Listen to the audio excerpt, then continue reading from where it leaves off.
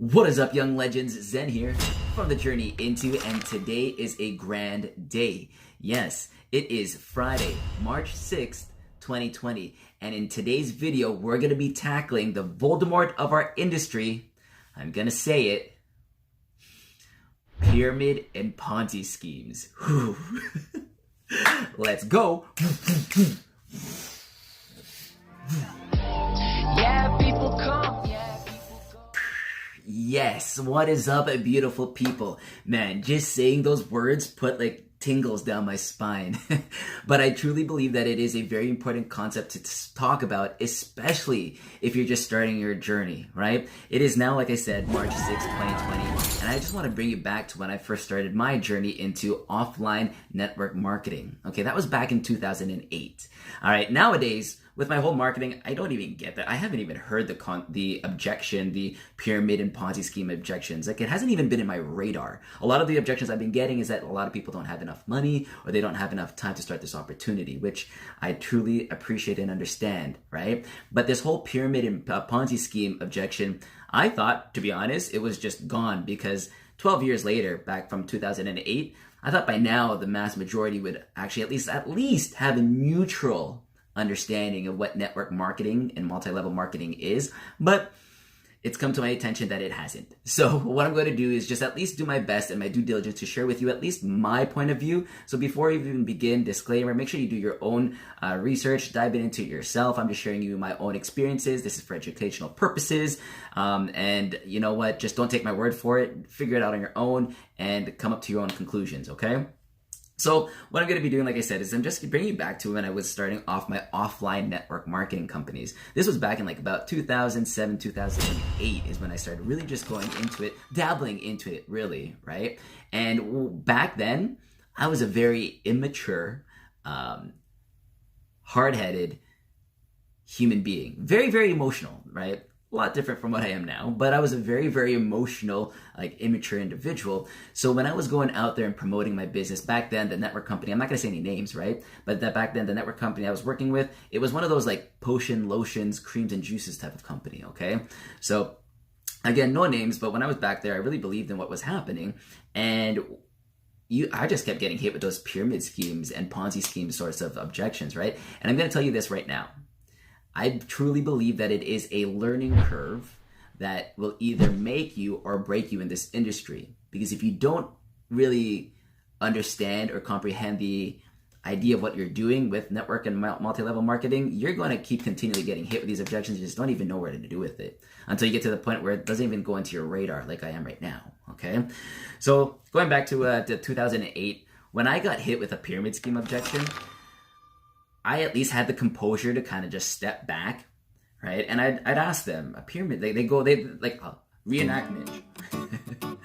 They go, but man, you're doing a pyramid scheme. And I'd be like, so what do you mean? Like, what is a pyramid scheme? And then they'd actually just explain it to me and said, they go, yeah, man, a pyramid scheme is when like the person at the top gets all the money, it makes all the money in the world, and they're just giving you nothing. Sometimes even just peanuts, right? And everybody at the bottom is just screwed, right? That's what a pyramid scheme is. And I don't know why, and I kid you not, back then it would actually hit me like emotionally. It like hit me personally. And I would just get fired up. And I'd be going, you think I'm doing a pyramid scheme?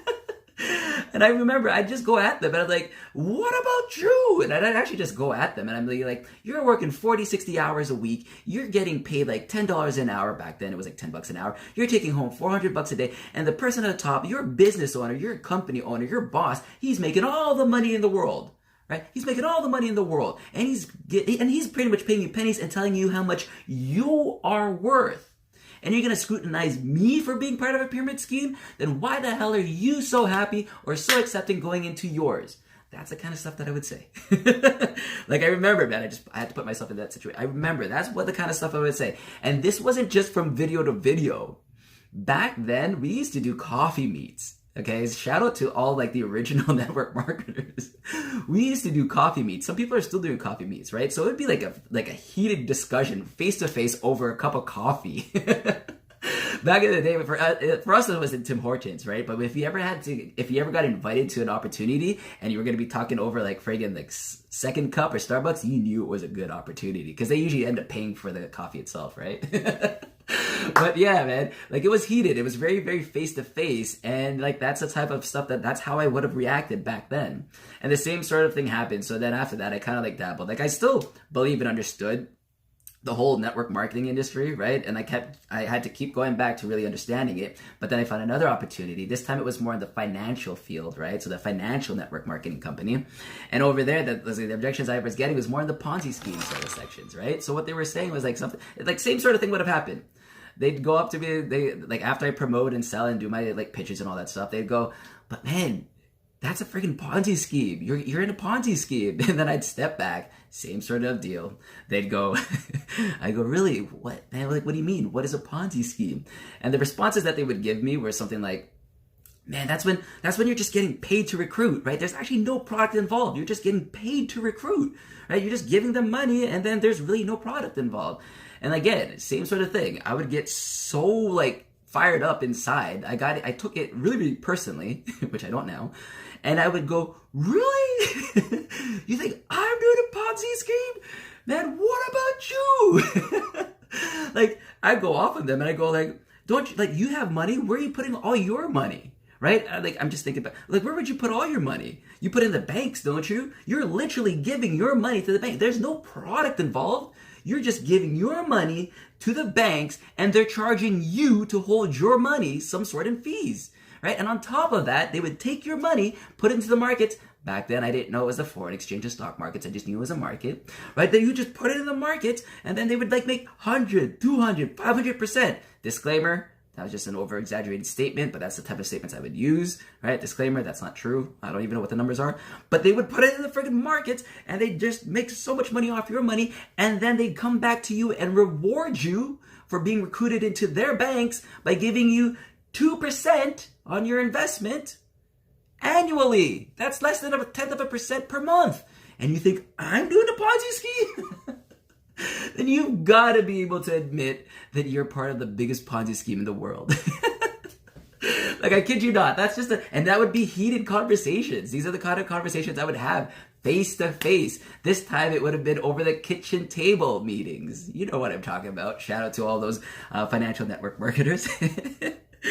Right? So that's the way that I used to deal with it back then. Now I've like 12 years have passed. I've definitely grown up. I've definitely like become a lot more mature, more self-aware, and just a lot more just understanding from where it came from. And the greatest advice that I can give you if you are struggling with that objection, or if you want to learn more about the whole pyramid scheme and multi-level marketing and Ponzi schemes and network marketing, the book that I would highly suggest, okay, and it's a book that I've personally read and it really helped me understand a lot more, is the book by Robert Kiyosaki, Rich Dad, Poor Dad.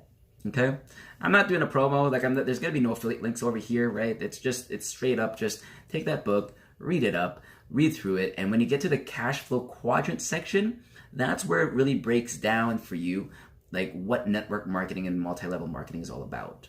Okay, I'm actually gonna jump onto my computer right now to just give you an idea, to be able to briefly give you the concept of the cash flow quadrant, especially if you haven't heard of it before. If you have, perfect, stay through it, because you'll really understand what we're doing with the opportunities that we're sharing right now. Okay, so let me just get that set up.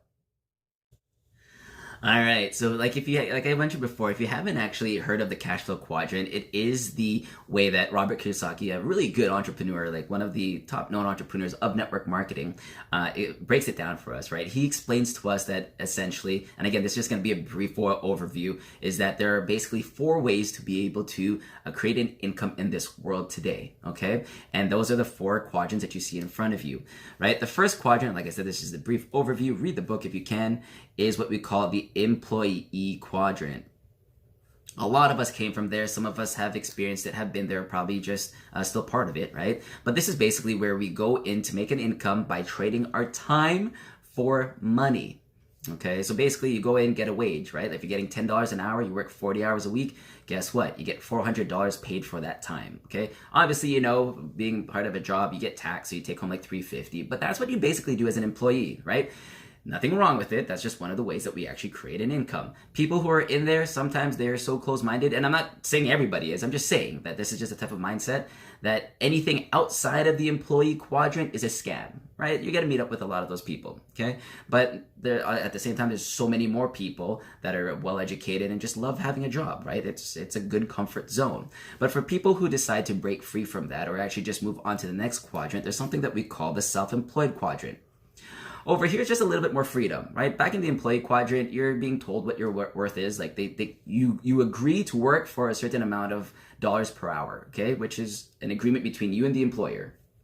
As a self-employed individual, you break free from it, and what happens is now that you can actually take whatever you want to do and start dictating what you do, what hours you work, and how much you actually get paid, right? So if you're a teacher, you can actually become self-employed and become a private tutor, right? Now you get to teach whatever you want, whenever you want, and you get to charge whatever it is per hour. Same thing as a dental hygienist, right? Let's say, for example, you want to open up your own clinic. Now you can open up your own dental clinic. You can set up your own hours, charge how much ever you want, right? So that's what self-employed people do. The only challenge with that is that you're still tying your time, right? You're still trading your time for money because you got to show up to these places, okay? And you get paid specifically for your time being there and performing your skill set, okay? But again, it's just one more step breaking through from the employee because now you got a little bit more control. You're working with your passion, right? You get to dictate how you get paid and you dictate what you do to get paid. All right. Now, there's a whole other side. So that's the left side. There's a whole other side of things that Robert Kiyosaki shares with us. And this is the right side where now you're entering what they call the business owner side. Oh, that's a bad beat, but whatever. The business owner side. Okay. This is where things, and I can attest to it, that at least when I was going through school, they do not share in the traditional education. Like I did not hear about this in depth as he did with the book. Okay. So what business owners do is that they now trade in their time to create systems and assets that create an income for you, okay? The case in point that I always share with, and it's because it's my background, right, is the McDonald's scenario, okay? Look at the business owner or the boss or the person who's set up a McDonald's shop wherever it is, all right? That person, one, to be able to even get part of the McDonald's franchise, he has to drop like $1.5 to $2 million just to get started, right? And then he's got to be able to set up shop, okay? He's got to be able to find a location, set up shop, get everything built up, get the products in, get everything going through. After that, he's got to be able to hire his team and then train his team, okay? Now, here's one thing that you got to keep in mind. What business owners do is that they leverage systems and assets to create an income, right? We all have 24 hours in a day. We all have 24 hours in a day, okay? But what the business owner does when they open up McDonald's is that what they do is they hire a team of people, right? Let's say you get 3 people to go for the back kitchen, right? The cooks. You get 3 more people to be able to do the front half, the cashiers, right? You get 2 people to become like the shift managers, right? Making sure everything is good. And then you get 2 more people to be able to become one for the back half manager, and then one for the front half, like the back kitchen manager, and then one for the front half the front floor manager, right? So altogether, this person has 3, 6, 7, 8, 9, 10. 10 people on his squad on a given shift, okay? Now, from that squad, let's say they work in a standard 8-hour shift, guess what? When these guys work 8 hours, this business owner, right? This business owner now just leveraged off 80 hours. Oh, that's about 80, but that's 80 hours in the day, right? Business owner still has 24 hours, but he's been able to leverage off now 80 hours from his team of people. The beauty about this is now with the business owner, if he doesn't even want to be inside the business system, which in this case is McDonald's franchise, he can step up, go out to vacation, and guess what? He's still making money because his business and his assets are still working for him. Okay? That's where network marketing, multi-level marketing come to play. Network marketing, multi-level marketing companies give us the opportunity to be able to have create our own system, create our own asset that can generate income producing on a time financial freedom situation, right? And you don't have to drop $2 million to be able to start it. Some of them $5,000, some of them $500, whatever it is, right? Different companies, different opportunities are out there, but these are legitimate businesses, right? Sometimes people get that mistaken for Let me just close this off. Sometimes people get that mistaken for a pyramid scheme, and this comes straight from your Federal Trade Commission Center, okay? Straight from the government, from your government website, okay? So what is a pyramid scheme and what is legitimate marketing? So I'm gonna read it word for word. Pyramid schemes now come in so many forms that may be difficult to recognize immediately. However, they all share one overriding characteristic. Pyramid schemes, they promise consumers or investors large profits based primarily on recruiting others to join their program, not based on profits from any real investment or real sales of goods to the public. Okay? So just keep that in mind. Okay? They are basically telling, like, I can't speak on opportunities of anybody else, okay? But in our opportunity, I'm not promising you anything, okay? You can recruit anybody you want. We don't even do any recruiting, but if you recruit anyone that you want into this business, geez, you're not going to make money off the foreign exchange markets. You're not going to learn how to be able to trade. There's just no way that there's no connection between the two. Okay, that's at least from our opportunity. But the question you've got to ask yourself to see if it is going to be a valid opportunity is pretty much this, okay?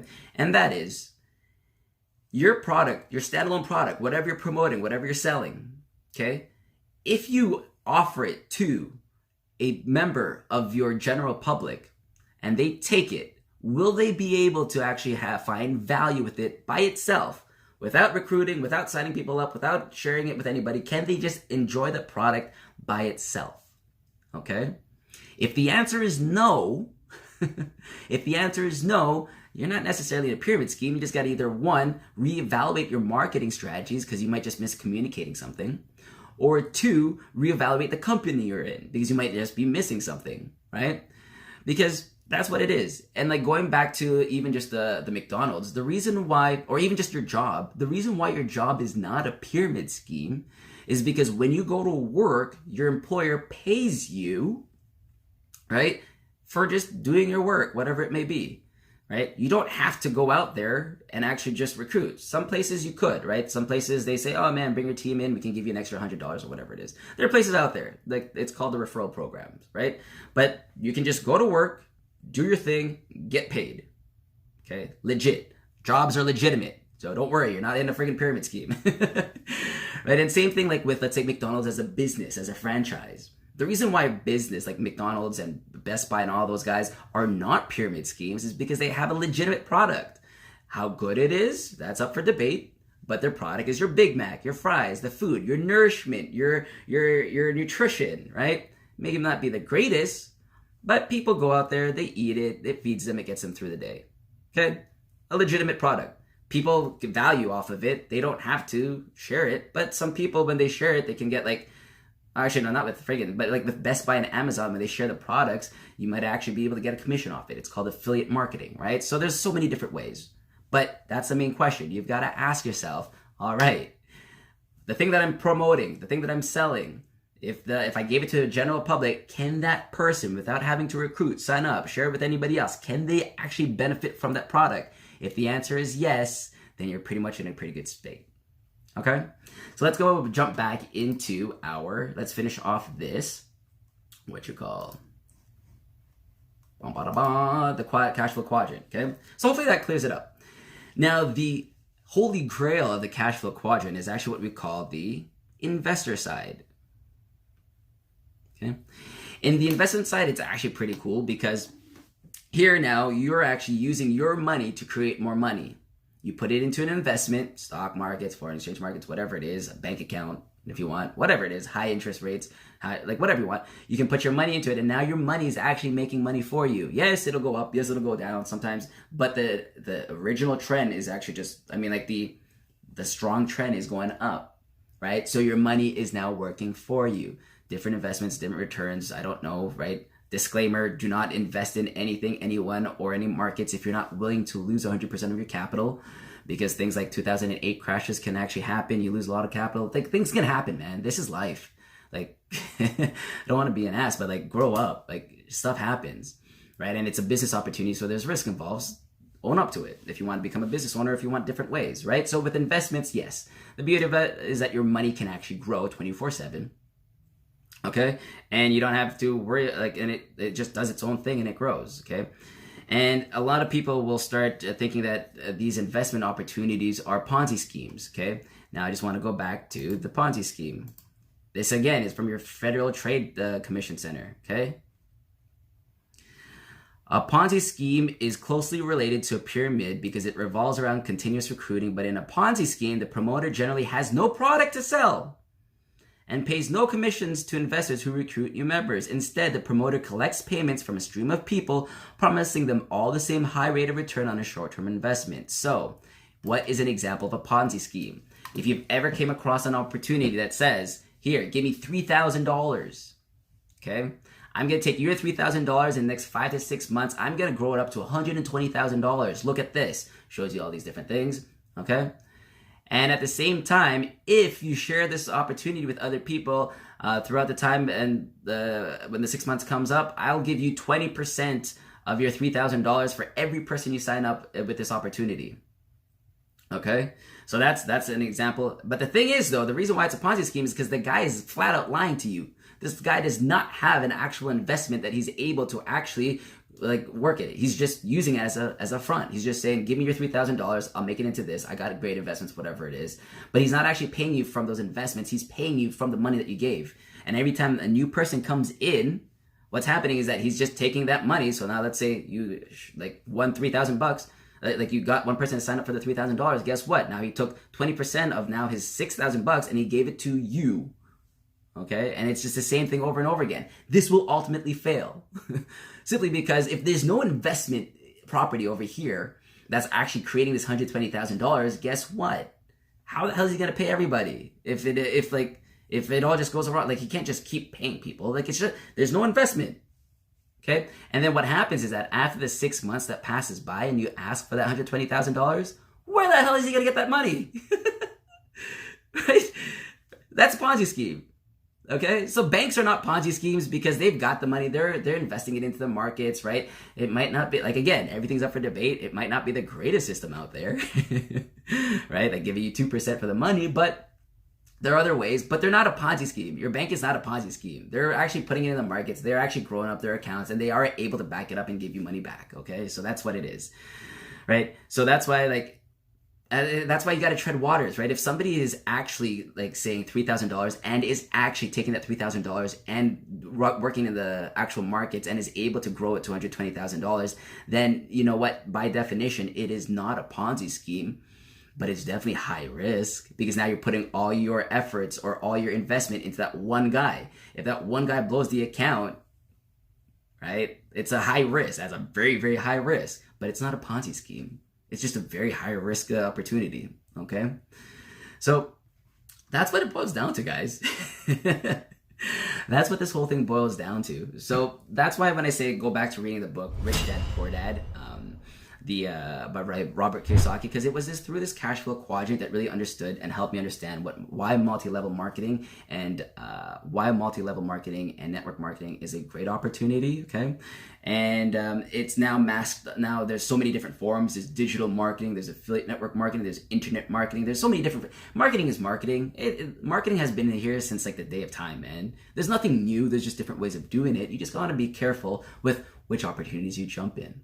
All right. And one thing I can share with you is that the opportunity that we're working on, guys, it is legit, right? Our product alone, people are winning from it. They're learning exactly how to be able to trade in the foreign exchange market with little to no zero experience. Okay. It's not guaranteed. I can't guarantee you the results. It's a risk to be taken up of, but we share people. And when you love that opportunity so much, or you've got so many great things, our company allows for a very, very, very lucrative referral compensation plan, okay, which is legit, right? Because we're selling this product, and if you want to share it, then you're able to create a second stream of income through the referral compensation plan that we have in place.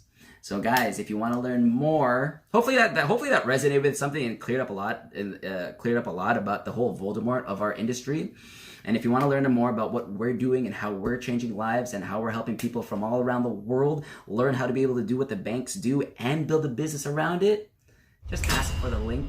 We've got a webinar tonight, 8 p.m. Central Time. 9 p.m. Eastern, right? It's changed my life. I hope it changes yours.